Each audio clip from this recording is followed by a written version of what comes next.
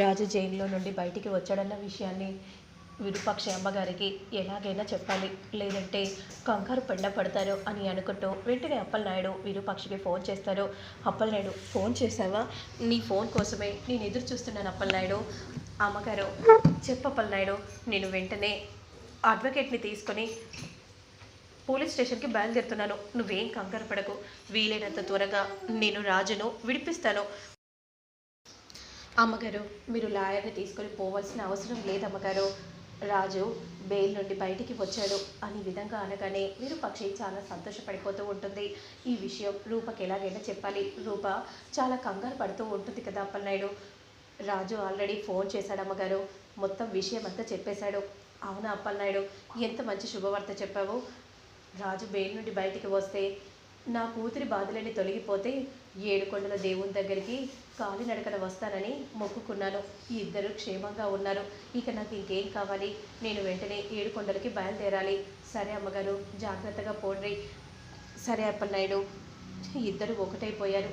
ఇక నాకే బాధ లేదు, అంతా దేవుడి లీల అని అంటూ వెంటనే అక్కడి నుండి విరూపాక్షి బయలుదేరుతూ ఉంటుంది. మరోవైపు మాత్రం రాజు వరాలు పెద్దయ్య గారు వచ్చే సమయమైంది, త్వరగా వెళ్ళి కాఫీ పెట్టు, వెళ్ళు.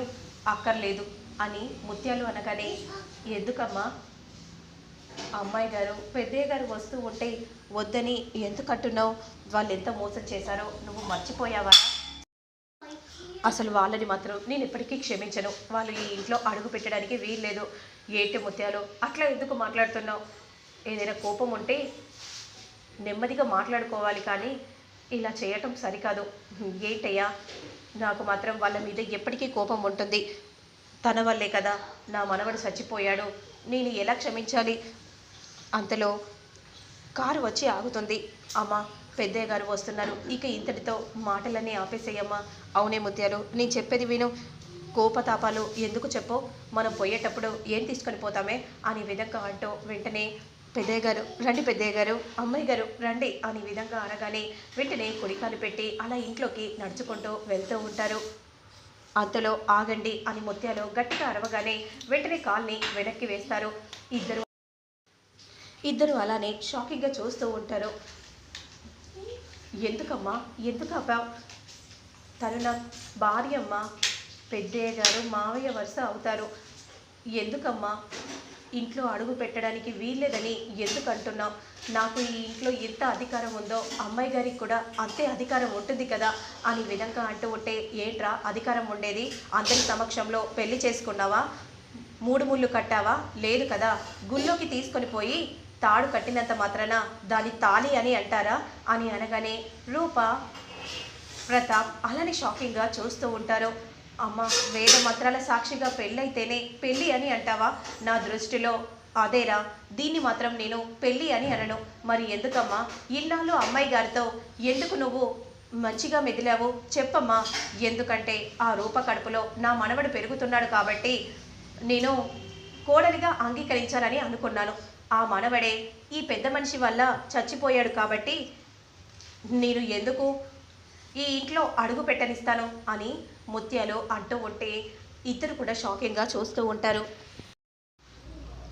ఈ పెద్ద మనిషిని కాపాడబోయి తన కడుపులో ఉన్న బిడ్డనే చంపుకుంది. ఆ బిడ్డే లేనప్పుడు ఇక తనని నేను కోడలిగా ఎలా అంగీకరించాలి? అందుకే నేను తనని అంగీకరించను. అమ్మ, ఎందుకమ్మా అలా మాట్లాడుతున్నావు? అక్కడ ఉంది నా భార్యమ్మ, ఏదో తెలిసి తెలియక అలా జరిగిపోయింది. ఆ మాత్రానికి ఇలా కోపతాపాలు ఎందుకమ్మా? వద్దమ్మా. ఏంట్రా, నువ్వు వద్దని అంటే సరిపోతుందా? ఆ బాధ నేను ఎంత అనుభవించానో నాకు తెలుసురా, కానీ నేను మాత్రం ఈ పెళ్ళిని అంగీకరించను అని అంటూ ఉంటే ఇద్దరు షాకింగ్గా చూస్తూ ఉంటారు. ముత్యాలు గారు, మీరు ఇలా మాట్లాడటం సరికాదు. ఎందుకంటే భార్యాభర్తలు ఇద్దరు అండర్స్టాండింగ్గా ఉన్నాక మీరు ఇలా అనటం కరెక్ట్ కాదేమో. మీరు ఎన్నెన్నో మాట్లాడడానికి వస్తారు, కానీ నా మనసులో ఉన్న బాధ గురించి నాకు మాత్రమే తెలుసు. అప్పుడు సుమ వెంటనే, ముత్యాలు, మీరు ఇలా మాట్లాడటం మాత్రం కరెక్ట్ కాదు. మీరు ఎందుకు ఇలా చేస్తున్నారో మీకైనా అర్థమవుతుందా అని అంటూ ఉంటే, అన్నయ్య ఒకే ఒక్క మాట అని అన్నయ్య, నేను చూసుకుంటాను. చంద్ర, వద్దు చంద్ర,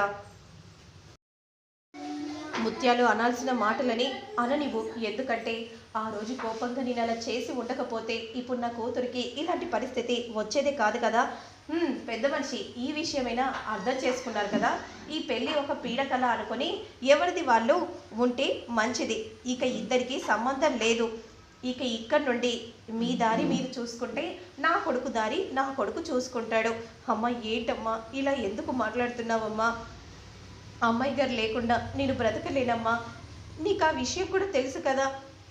అవునురా, కానీ ఇదే మాట ఆ రోజు నేనేమన్నానో పెళ్ళి తర్వాత అన్నీ మర్చిపోయి అత్తింట్లో అడుగు పెట్టమని అడిగాను. పెట్టిందా? లేదు. అంటే అప్పుడు మనం పేదవారిగా ఉన్నామని వాళ్ళ నాన్న దగ్గరే ఉండిపోయింది. ఈరోజు మనం ధనవంతులం కాగానే నీ వెంట తిరుగుతుంది అంటే ఏమనుకోవాలి? అత్తగారివి కాబట్టి మర్యాద ఇచ్చి మాట్లాడుతున్నాను. లేదంటే చంద్ర అలా మాట్లాడకు. ఎందుకంటే తను మాట్లాడిన మాటల్లో తప్పు లేదు అననివ్వు. అధికారంతో విర్రవీగాడు కదా, మరి ఇప్పుడేంటి ఇలా మాట్లాడుతున్నావు పెద్ద మనిషి? నేను అధికారంతో ఇక్కడికి రాలేదు. వియ్యంకుడిగా ఈ ఇంటి గుమ్మం ముందు వచ్చి నిలబడ్డాను. నా కూతుర్ని తీసుకుని వచ్చాను. రాజు రూప ఇద్దరు కూడా ఈ ఇంట్లో ఉండాలి. నేను ఆ రోజు వీళ్ళిద్దరి పెళ్ళిని నేనెందుకు అంగీకరించలేదో తెలుసా? అయినా రాజు లాంటి మంచివాడిని తీసుకొని వచ్చి నా కూతురికి పెళ్లి చేయాలని అనుకున్నాను. ప్రతిసారి ఎప్పుడైనా అలానే అనుకునేవాడిని. కానీ ఆ తర్వాత ఇద్దరు పెళ్లి చేసుకున్నారని తెలిసాక కొన్నాళ్ళ తర్వాత మంచి తోడు దొరికిందని అనుకునేలోపు ఇదంతా విరూపాక్షి చేసిందని, ఆ విరూపాక్షి మీద ఉన్న కోపంతోనే వాళ్ళిద్దరి పెళ్లిని అంగీకరించలేదే తప్ప మరే ఉద్దేశంతో కాదు. మిమ్మల్ని అలా ఇంటి నుండి గెంటేయడం కూడా అది మాత్రం కాదు అని విధంగా అంటూ ఓ కాళ్ళ మీద పడి క్షమాభిక్ష అడుగుతూ ఉంటాడు. ఏంటి ముత్యాలు, నీకేమైనా పిచ్చి పట్టిందని ఇట్లా ఎందుకు మాట్లాడుతున్నావే? అమ్మ మోకళ్ళ మీద పెద్దయ్య గారు పడ్డారమ్మా, లేవమని చెప్పమ్మా, లేవమని చెప్పు. నేను ఆయనను మోకళ్ళ మీద పడమని నేను చెప్పానా? నేనెందుకు లేపాలి అని విధంగా అంటూ ఉండగా అదే సమయానికి సుమ అన్న మాటలు రాజుకు గుర్తుకు వస్తాయి. సరే అమ్మా, నీతో ఒక ముఖ్యమైన విషయం చెప్పాలమ్మా. ఇంకా నేను ఈ విషయాన్ని నా మనసులో ఉంచుకుంటే నేనిక అమ్మాయి గారి పట్ల భర్తని ఎలా అవుతానమ్మా? నా భార్య ఎప్పుడు తప్పు చేయదమ్మా. ఏంటి నువ్వు మాట్లాడుతుందిరా? అవునమ్మా, అసలు నీ ప్రాణం ఇప్పుడు బ్రతికుందంటే ఎవరి వల్ల తెలుసా? వద్దు రాజు, వద్దు, నువ్వు చెప్పొద్దు రాజు. అలా నన్ను కోడలిగా అంగీకరిస్తే నేను మాత్రం ఇంట్లోకి రాను రాజు అని రూప అంటూ ఉంటుంది. మీరుండండి అమ్మాయి గారు, ఇకనైనా ఆ విషయం తెలియాలి. మీరు ఎంత త్యాగం చేశారో కూడా అమ్మకు తెలియాలి కదా అమ్మాయి గారు అని అంటూ ఉంటే అలానే షాకింగ్గా చూస్తూ ఉంటుంది.